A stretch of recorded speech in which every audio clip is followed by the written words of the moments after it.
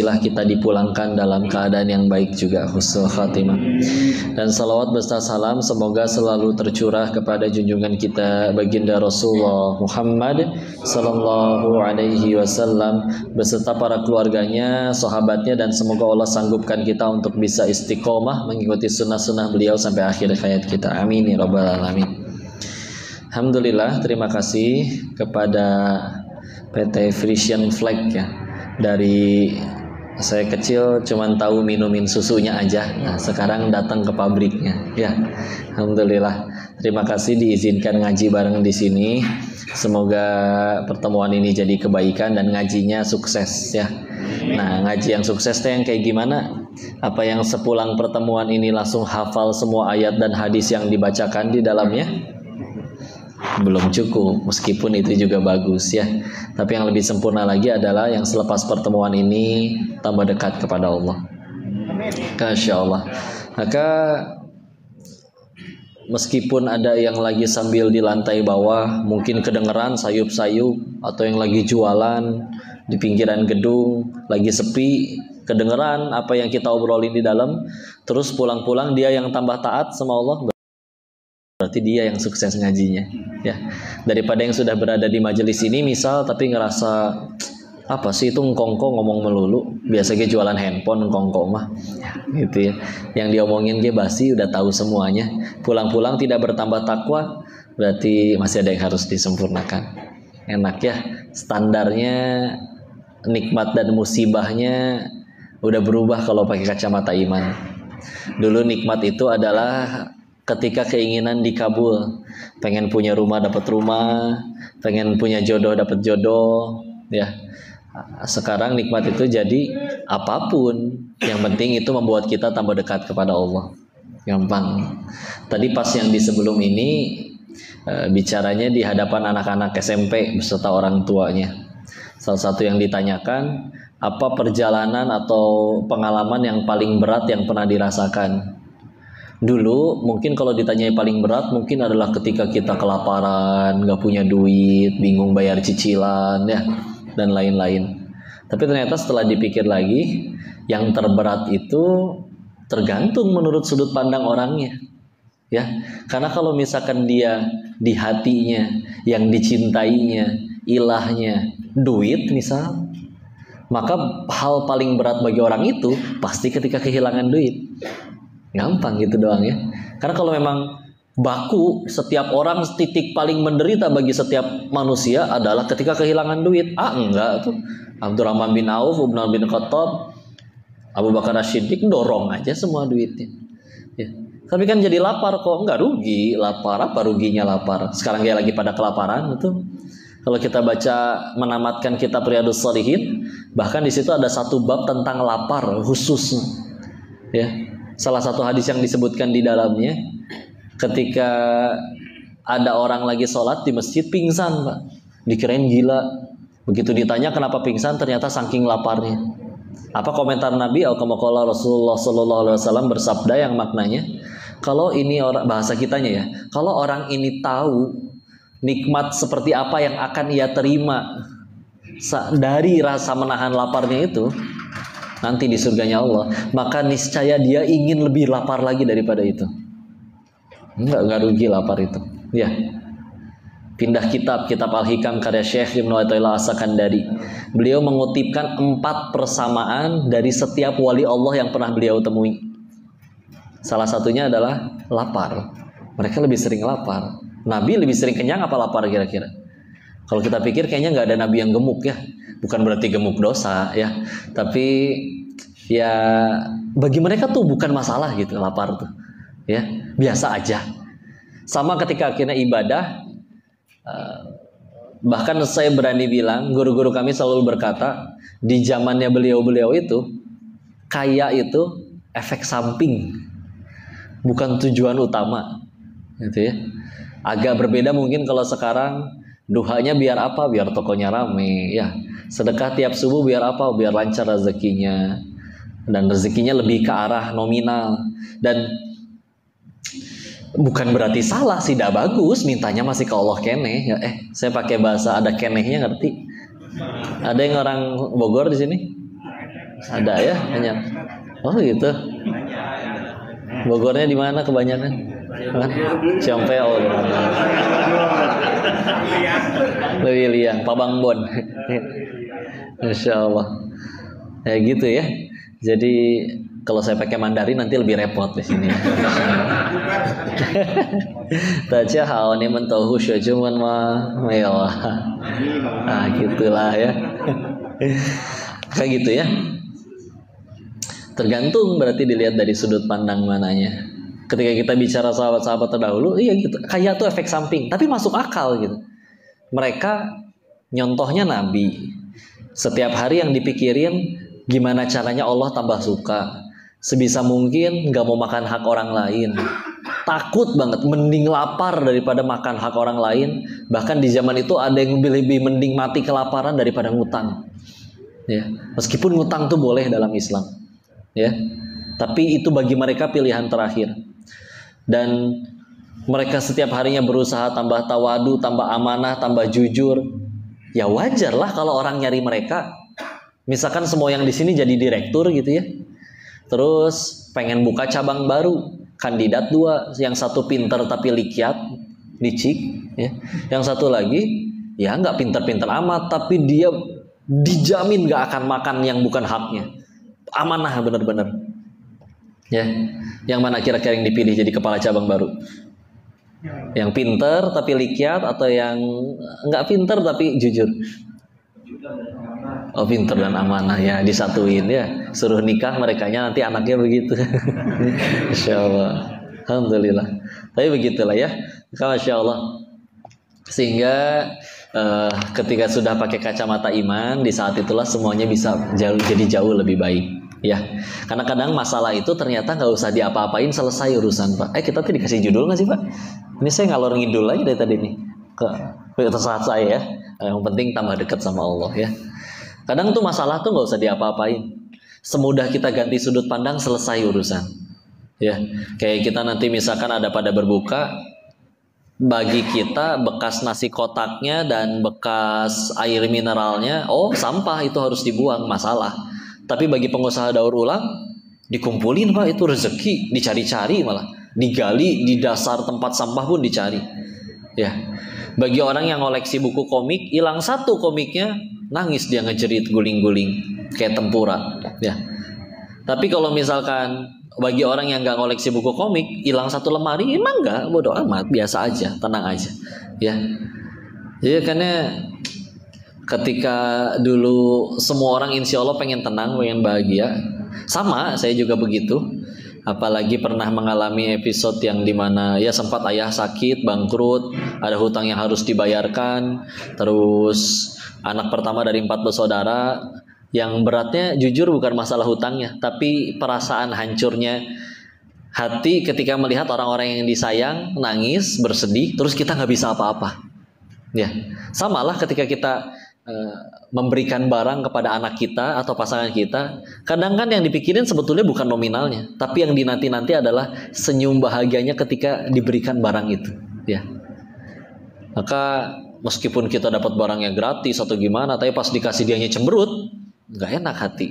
Ya, ngerasa perjuangan yang udah dilakukan, udah capek-capek, udah keluar modal, keluar energi, terus senyumnya muncul nih dari anak kita, makasih ayah, tulus, sambil dipeluk berkata aku sayang ayah. Oh, hilang tuh semua penderitaan. Ya. Nah, waktu kondisi itu ya udah, berarti saya mah pengen tenang we, bahagia. Tapi dari mana nih? Sedangkan ini himpitan ekonomi ada waktu itu. Ya, kalau saya mah tergelincir, jujur karena lemahnya iman, berangkat we ke Thailand, jadi bandar judi.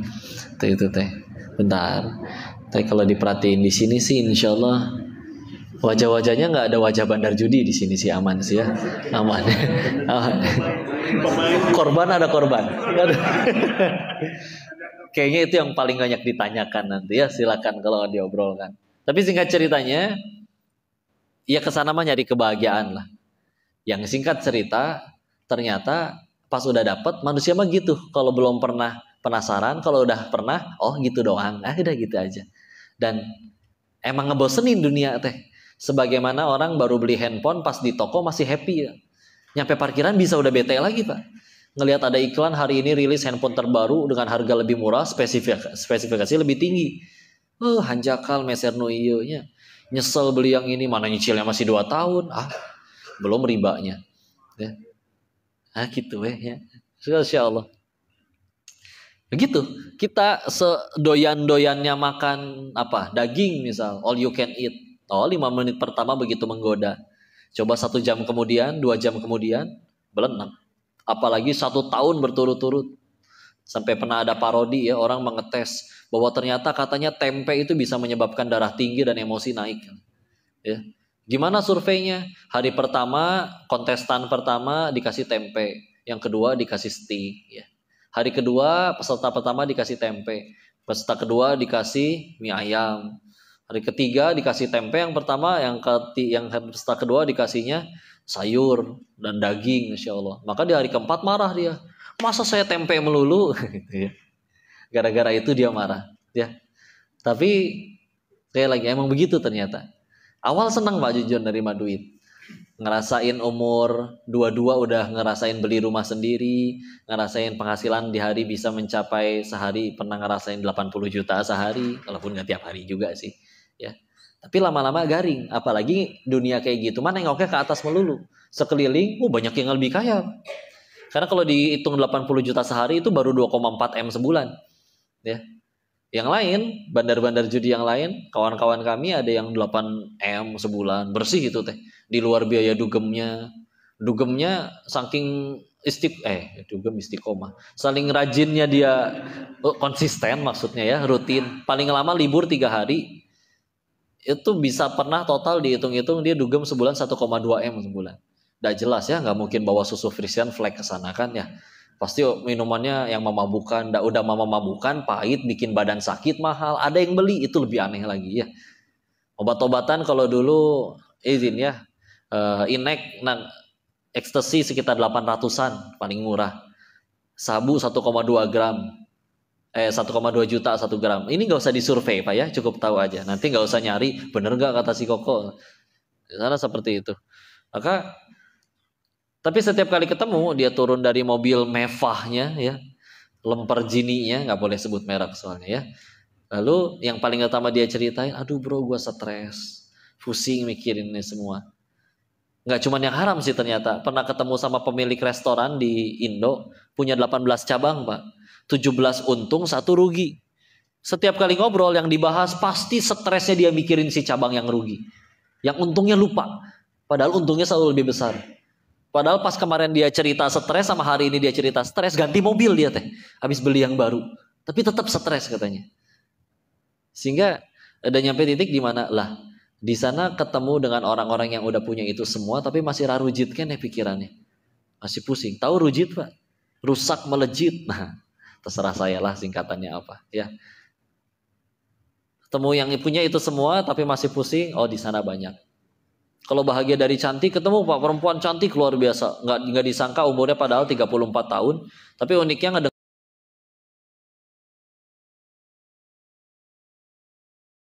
perempuan cantik luar biasa, nggak disangka umurnya padahal 34 tahun, tapi uniknya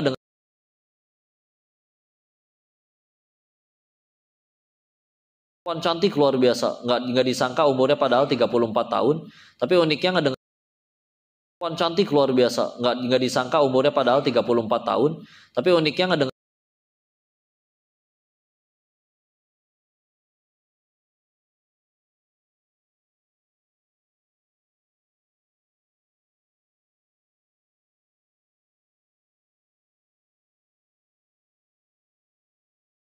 duit tiap hari tetap masuk, ngajak ketemu teman-teman, suka pada nggak bisa.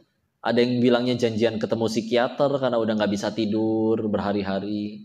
Dan dia untuk bisa tidur harus minum pil tidur. Kalau nggak benar-benar nggak bisa tidur. Ya. Sampai waktu itu mikir, ternyata gampang tidur teh enak banget ya. Kita mah di pengajian gak bisa tidur. Beliau mah untuk itu pun susah. Ya. Masya Allah. Pulang ke Indonesia sempat ada satu episode. Dimana kalau misalkan mereka kemana-mana selalu bawa bodyguard kadang-kadang. Dan kadang ada senjata api di pinggang, tapi selalu ngerasa ketakutan padahal udah ada bodyguardnya. Nyampe di Indo ketemu sama ada tetangga dekat rumah, guru PAUD, Pak, PAUD, pendidikan anak usia dini. Gajinya sebulan 250.000 perak. Nggak punya ayah, adiknya ada 5. Cukup tapi aneh. Ya, matematikanya dari mana itu? Dan tenang kalau si bos tadi rumahnya dijaga, biasa security ya, dia ngejaga satu perumahan. Sedang kalau ini mah satu satpam jaga satu rumah gitu. Biasa kan satu satpam ngejaga berapa rumah gitu satu perumahan. Ini satu satpam untuk satu rumah. CCTV ada, gerbang tinggi, pagar ya. Tapi ketakutan terus-menerus. Sampai harus tadi konsumsi obat tidur. Giliran dia, yang tadi guru PAUD tadi kadang udah rumahnya sempit, kadang sama adiknya, kenapa kamu malam-malam masih keluar? Iya di rumah penuh lagi pada tidur. Tidur harus sip-sipan Pak. Ya. Pintu rumah tidur kadang kebuka, ayam tetangga masuk buang air di dalam pun tenang aja udah. Oh ini apa yang salah nih? Kenapa malah ngelihat sekeliling malah seperti itu? Udah gitu ditambah, lihat contoh bandar-bandar judi yang udah lebih dulu. Oh nggak ada yang happy ending Pak. Ada yang udah dipenjara, ada yang dikhianati anak buahnya, ada yang ditinggal anak istri, ada yang udah bangkrut. Ya. Oke fix nih mesti keluar nih. Mesti fix keluar dari situ. Dan menemukan alasan kenapa tidak berbahagia. Maka nyari, sebetulnya berarti manusia yang paling bahagia itu siapa sih? Sampai waktu itu kesimpulannya ada 2. 1 anak kecil, ya. 2, ya orang yang katanya telah menemukan Allah dalam hatinya. Saya pikir ya juga ya anak kecil, coba lihat senyumnya anak kecil Pak. Oh tulus, gitu, nggak pernah senyum-senyumnya nggak pernah mikirin cicilan, senyum yang nggak pernah mikirin token di rumah udah bunyi-bunyi melulu, enggak, tenang aja dia mah. Fitrah anak kecil itu bukti fitrah manusia itu lebih mudah berbuat baik. Anak kecil Pak, benjol sama temennya, 5 menit kemudian udah main lagi Pak sama yang bikin benjol. Yang berantem siapa? Ibunya marah-marah. Nah, kamu habis benjol sama dia, kenapa main lagi? Pikiran anak kecil mah sederhana. Benjolnya udah nggak sakit, dia punya mainan yang aku suka, diizinin main. Udah selesai urusan. Nggak ada gengsi, nggak ada apa. Saya mikir, ya juga ya. Kenapa makin kita gede kalah sama anak kecil? Makin gede makin sulit bahagia. Kemarin kajian di SCBD Kuningan. Gedung tinggi semua itu Pak. Mobil Aralus. Lebih glowing daripada muka manusia itu mobil ya. Luar biasa ya. Direndam serum mungkin setiap hari itu mobilnya ya. Turun Pak. Ya pakaiannya necis, setelan dengan jahitan khusus. Bukan yang kudu milih S, M atau L. Diukur sesuai badannya. Sepatunya seharga motor bison sendiri ya. Tapi pahit-pahit Pak senyumnya. Kayak mikirin apa gitu. Kalaupun ketemu relasinya senyum cuma thank you. Udah cabut lagi. Itu aja. Pahit kayak dunia tipu-tipu. Ya. Papasan, apa kabar? Udah gitu lagi. Ya. Kak, saya mikir apa yang membuat anak kecil bisa sebegitu bahagia. Ternyata ya balik lagi. Di hati anak kecil itu belum ada pesaing Allah di hatinya. Dia belum mengerti sebagaimana kita manusia udah tambah lama tambah gede ini. Mulai ngerasain, gini ya enaknya punya perusahaan banyak duit, enak. Gini ya rasanya punya jabatan, enak. Gini ya rasanya dihormati, dikagumi, disebut soleh, disebut alim, disebut populer, popularitas, punya enak ternyata rasanya. Ketika udah ngerasain enak-enaknya itu, sehingga itu menggantikan posisi Allah di hatinya, bahkan menjadi standar kebahagiaannya. Sehingga ketika akhirnya dia gajian, dia berteriak, buat apa gaji 20 juta sebulan? Saya mah bahagianya nanti kalau rumahnya udah segede dia. Saya mah bahagianya nanti kalau rekening saya udah sebanyak dia uangnya. Lah, jadi makin kekurung. Padahal Bapak lahir langsung segede gini Pak? Enggak ya, pernah bayi ya. Berarti kita semua pernah ngerasain waktu masih kecil yang kita dulu pernah bahagianya tanpa batas. Makin kita gede, kita makin dikurung sama keinginan sendiri. Sehingga salah satu kerennya Islam waktu itu, dan memilih Islam karena memang cara Islam melepaskan manusia dari perbudakan, tidak hanya perbudakan yang nyata, manusia diperjualbelikan, tapi juga cara Islam melepaskan manusia dari diperbudaknya manusia oleh keinginannya itu sendiri. Ya. Sehingga akhirnya standar bahagianya jadi kaku gitu ya. Mesti ini dulu, mesti itu dulu. Enggak, dulu kita bisa bahagia tanpa batas. Ya. Dan bahkan standar kesedihannya juga jadi receh gitu. Izin ya. Tapi kan manusia sedih kalau kehilangan. Enggak, bohong. Enggak ketika kehilangan. Contoh ya, survei ya. Bapak kalau nanti keluar ke parkiran motornya hilang atau mobilnya